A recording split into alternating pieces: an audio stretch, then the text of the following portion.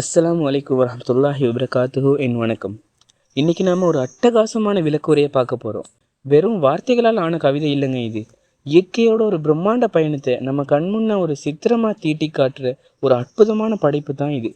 கவிமணி தேசிய விநாயகம் பிள்ளை அவர்கள் எழுதின 6 அப்படிங்கிற காலத்தால் அழியாத இந்த கவிதையை தான் இன்றைக்கி நாம் முழுமையாக அலசி ஆராய போகிறோம். வாங்க கவிதைக்குள்ளே போகலாம். சரி, நேரடியாக விஷயத்துக்குள்ளே வருவோம். கவிதைக்குள்ளே போகிறதுக்கு முன்னாடி உங்கள் கண்களை ஒரு நிமிஷம் மூடி கற்பனை செஞ்சு பாருங்களேன். உயர்ந்த மலைமுகடுகளில் பிறந்து பாறைகளில் மோதி சிதறி அழகிய சமவெளிகளில் வளைஞ்சு நெளிஞ்சு ஓடி ஒரு கம்பீரமான ஆற்றோட பயணத்தை உங்கள் மனக்கண்ணில் கொண்டு வாங்க.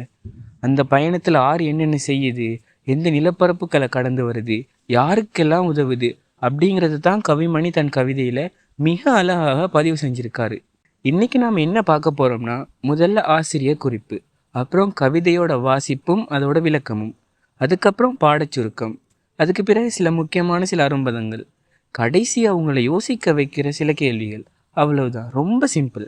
சரி, முதல் பகுதி ஆசிரியர் குறிப்பு. எந்த ஒரு மாஸ்டர் பீஸை பற்றி தெரிஞ்சுக்கிறதுக்கு முன்னாடியும் அதை உருவாக்குன மேதையை பற்றி தெரிஞ்சிக்க வேண்டும்ன்றது ரொம்ப அவசியம் இல்லையா? கவிமணி தேசிக விநாயகம் பிள்ளை இவர் தான் இந்த அற்புதத்தை படைத்தவர். 1876 கரெக்டாக சொல்லணும்னா ஆடி மாதம் 27 கன்னியாகுமரி மாவட்டத்தில் இருக்கிற தேரூர் அப்படிங்கிற ஊரில் பிறக்கிறாரு. சிவதானு பிள்ளை, ஆதிலட்சுமி தான் இவரோட பெற்றோர்.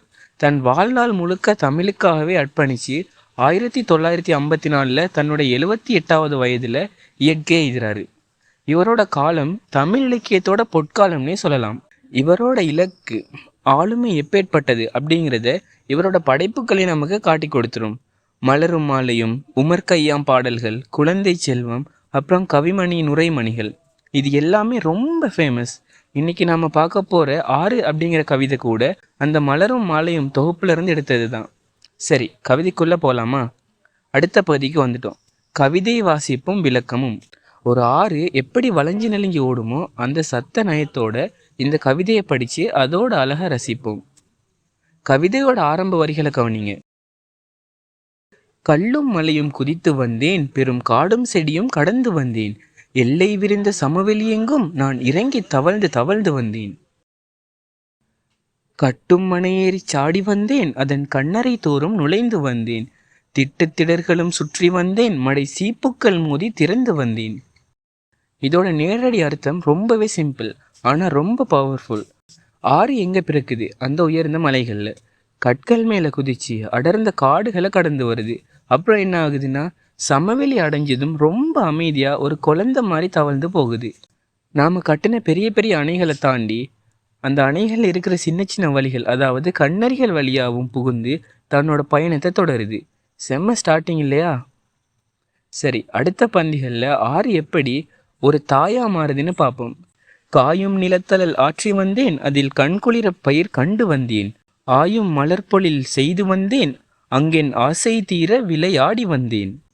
இது வெறும் தண்ணி கிடையாதுங்க, இந்த பூமிக்கு உயிரூற்றுற ஒரு மருந்துன்னே சொல்லலாம்.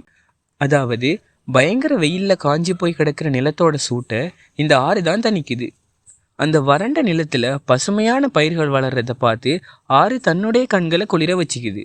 அது மட்டுமா, ஏரி குளங்களை நிரப்பி அழகான மலர்கள் பூத்து கொள்ளுங்கிற சோலைகளையே உருவாக்குது. மொத்தத்தில் இயற்கையே செழிக்க வைக்கிறதே இந்த ஆறு தான். அடுத்தது 5வது மற்றும் 6வது பந்திகளில் கவிமணி மனித நாகரிகத்துக்கு ஆறு எப்படி உதவுதுன்னு சொல்கிறாரு, கேளுங்க. 1000 காலால் நடந்து வந்தேன், நன்சை அத்தனையும் சுற்றி பார்த்து வந்தேன், நேயமுற புன்சை காட்டிலும் அங்கங்கு நீரை இறைத்து நெடுக வந்தேன், பஞ்சை அரைத்து நூல் நூற்று வந்தேன், சீனி பாகமாய் செய்து கொடுத்து வந்தேன், நெஞ்சமுலர்ந்த நெடுநகரில் குழாய் நீராகவும் சென்று பாய்ந்து வந்தேன். உண்மையிலேயே ஆற்றோட உழைப்பு நம்மளை மலைக்க வைக்குது. இங்கே நாம் கவனிக்க வேண்டிய ரொம்ப சுவாரஸ்யமான விஷயம் என்னென்னா, ஆறு எப்படி தன்னை மனிதர்களுக்கான ஒரு மிகப்பெரிய வளமாக மாற்றிக்குது அப்படிங்கிறது தான். நெல்லும் கரும்பும் விளையிற நன்சை நிலங்களுக்கும் சரி, மற்ற பயிர்கள் விளையிற புன்சை நிலங்களுக்கும் சரி, இதுதான் தண்ணீரை பாய்ச்சிது. ஆலைகளில் சக்கரங்களை சுழற்றி பஞ்சிலிருந்து நூல் எடுக்கவும், சர்க்கரை ஆலைகளிலிருந்து சீனிப்பாக காய்ச்சவும் கூட இந்த நீரோட்டம் தான் பயன்படுது. அதோடு நிற்கலை, நாம் வாழ்கிற பெரிய நகரங்களுக்கு குடிநீராக வந்து தாகம் தீர்க்கிறதும் இதே ஆறு தான். இப்போ நாம் கவிதையோட கிளைமேக்ஸுக்கு வந்துட்டோம். இறுதி பகுதிகள் ரொம்பவே எமோஷ்னலானவை. தன்னுடைய பயணத்தோட முடிவை நோக்கி ஆறு ரொம்ப வேகமாக ஓடுது. மாங்கனி தேங்கனி வாரி வந்தேன், வாச மலர்களும் அள்ளி வந்தேன், தீங்கரும் பாயிரம் தள்ளி வந்தேன், மிக தேனும் தினியுமே சேர்த்து வந்தேன். அள்ளும் பகலும் அலைந்து வந்தேன், எங்கள் ஆளி இறைவனை காண வந்தேன். நில்லும் எனக்கு இனி நேரமில்லை, இன்னும் நீண்ட வழி போக வேண்டும் அம்மா. கவனித்தீங்களா? ஆறு வெறும் கையோட கடலை பார்க்க போகல. வழி நெடுக இருக்கிற மாங்கனி தேங்கனி, வாசனை வீசுற மலர்கள், தேன், இப்படி இயற்கையோட அத்தனை வளங்களையும் வாரி சுருட்டிக்கிட்டு ஒரு காணிக்கையா தன்னோட ஆளி இறைவனை, அதாவது கடலை நோக்கி ஓடுது. இந்த இடத்துல ஒரு வரி வருதுங்க. நில்லும் எனக்கு நீ நேரமில்லை, இன்னும் நீண்ட வழி போக வேண்டும் அம்மா. பகலிரவு பார்க்காம ஒழிக்கிற அந்த ஆற்றோட இலக்கு எவ்வளோ பெருசுன்னு இதிலிருந்தே நம்ம புரிஞ்சுக்கலாம். அடுத்து பாடச்சுருக்கம். இவ்வளவு நேரம் நாம் பார்த்த இந்த பிரம்மாண்டமான பயணத்தை ஒரு சின்ன ரீகேப் மாதிரி பார்ப்போம். ஆறு மலையிலேருந்து பிறக்குது, அப்புறம் காடு மேடுகளை கடக்குது, சமவெளிகளில் தவழ்ந்து வருது, விளைநிலங்களை செழிக்க வைக்குது, சிட்டியில் இருக்கிற நமக்கு தாகம் தீர்க்குது, கடைசியாக கடலில் போய் கலக்குது. ஆரம்பத்துல இருந்து முடிவு வரைக்கும் அது தனக்காக எதையுமே வச்சுக்கல. மனிதர்கள், விலங்குகள், தாவரங்கள், நீ எல்லாருக்கும் ஒரு தன்னலமற்ற சேவை செய்வது தான் இயற்கையோட உச்சகட்ட அழகு. இதைத்தான் இந்த சுருக்கம் நமக்கு அழுத்தமாக சொல்லுது. சரி, இப்போ 4வது பகுதி, அரும்பதங்களை அறிவோம். கவிதையில் வந்த ஒரு சில ரொம்ப ஆழமான செறிவான வார்த்தைகளுக்கான அர்த்தங்களை இப்போ பார்க்கலாம். இந்த கவிதையை முழுசாக ரசிக்கணும்னா இந்த வார்த்தைகளோட அர்த்தம் கண்டிப்பாக தெரிஞ்சிருக்கணும். ஆழி அப்படின்னா கடல், நன்செய் அப்படின்னா நெல்லும் கரும்பும் நல்லா செழித்து வளரக்கூடிய நீர்வளமிக்க வயல், பொழில் அப்படின்னா அழகான சோலை, கண்ணறை அப்படின்னா அணைகள் இருக்கிற அந்த சின்ன சின்ன அறைகள் அல்லது வழிகள், நிலத்தழல் அப்படின்னா வெயில்ல காயிற நிலத்தோட வெப்பம். இதையெல்லாம் ஞாபகம் வச்சுக்கிட்டா கவிதை இன்னும் நல்லா புரியும். இப்போ நாம் கடைசி பகுதிக்கு வந்துட்டோம், மதிப்பீட்டு வினாக்கள். இதுவரைக்கும் நாம் பேசினதை வச்சு உங்களுக்கு கொஞ்சம் சிந்தனை தூண்டுற சில கேள்விகள். ஆறு கடந்து வந்த அந்த பாதையை கொஞ்சம் நினச்சி பாருங்களேன்.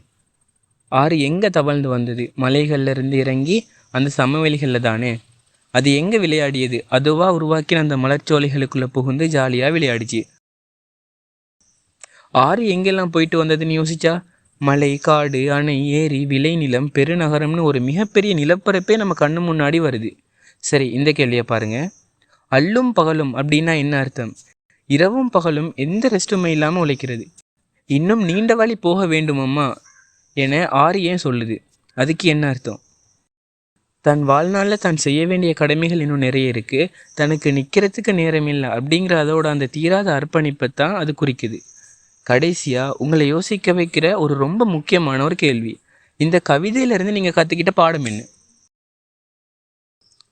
ஒரு ஆறு எப்படி மற்றவங்களுக்காகவே தன் வாழ்நாள் அர்ப்பணித்து வழியில் என்ன தடைகள் வந்தாலும் அதை எல்லாம் தாண்டி தன்னுடைய இலக்கான கடலை நோக்கி ஓடுதோ, அதே போல் நாமும் நம்ம வாழ்நாளில் எதற்கும் சோர்ந்து போகாமல் செயல்படணும் இல்லையா?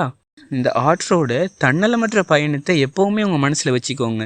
இப்படியான ஒரு நல்ல சிந்தனைகள் கொண்ட ஒரு விளக்க உரையை நாம் இதோட நிறைவு செய்வோம். திரும்பவும் இன்னும் அட்டகாசமான தேடலோடு உங்களை சந்திக்கிறேன். தொடர்ந்து தேடுங்க, கற்றுக்கிட்டே இருங்க.